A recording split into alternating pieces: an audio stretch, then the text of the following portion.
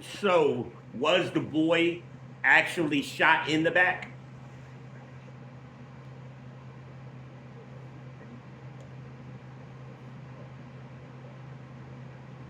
Computer, was the boy actually shot in the back? Yes, Cyrus Carmack Belton was shot in the back. The coroner confirmed he was shot in his right lower back while running away, causing significant damage to his heart.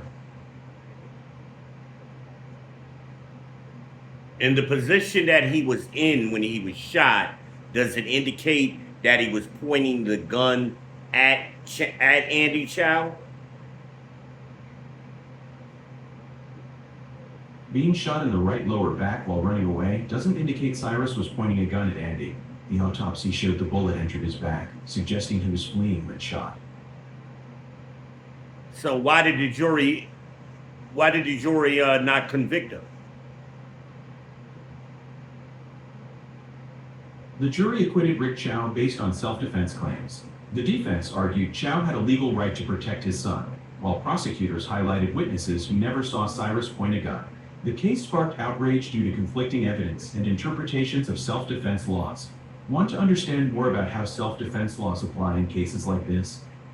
No, I want to understand that why, if the coroner confirmed that he was shot in the back and that suggests that he was fleeing away, how could they prove self-defense? The jury's verdict was based on South Carolina's self-defense laws. While Cyrus was shot in the back while fleeing, the defense argued Rick Chow acted to protect his son Andy, who claimed Cyrus pointed a gun at him during the chase. The presence of a gun near Cyrus's body complicated the prosecution's case.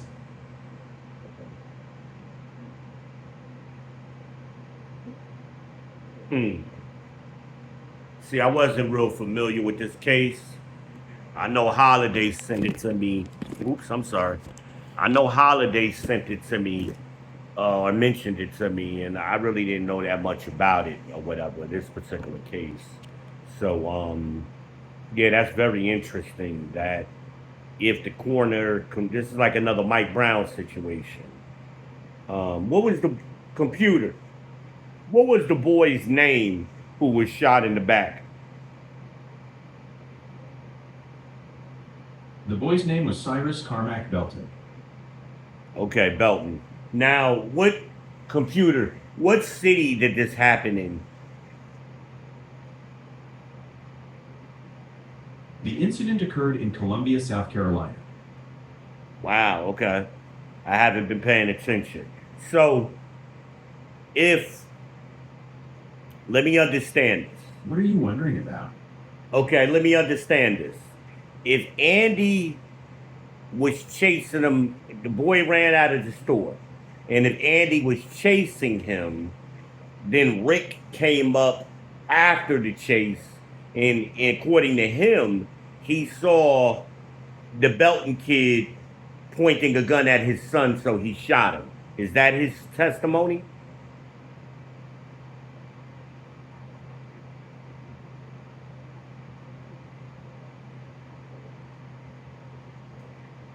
Oh, shit.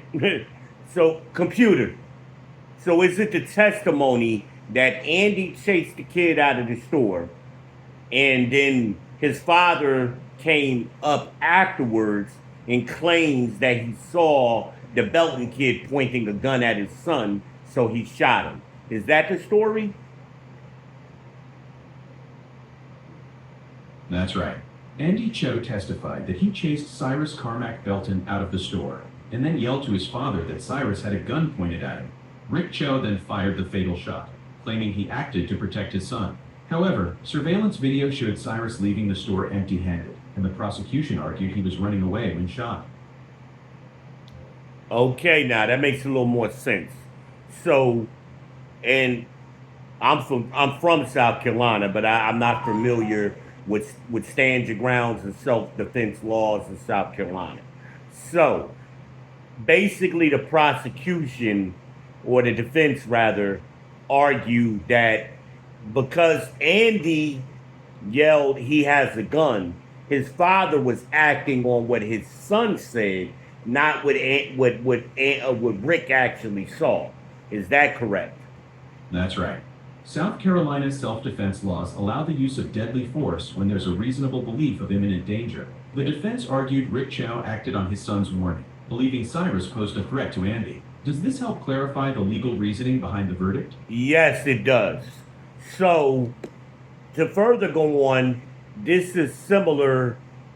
Wait a minute. This is similar to the petty case in Minneapolis because they fired based on them hearing he has a gun. So the officer's fired. This is the same type of situation. You're right. There are similarities. South Carolina's stand your ground law allows use of deadly force when there's a reasonable belief of imminent danger. Both cases involved acting on perceived threats based on others' warnings. What specific aspect of the comparison interests you most?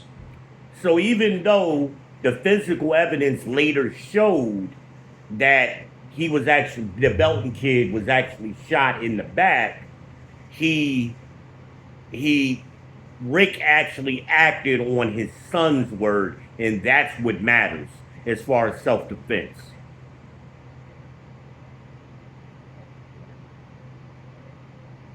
That's right. South Carolina's stand your ground law allows use of deadly force without Talking duty to loud. retreat when there's a reasonable belief of imminent danger. The key is whether the person genuinely believed force was necessary to prevent harm. Does this help clarify how the legal system viewed Rick's actions? Yes, I understand the verdict better now.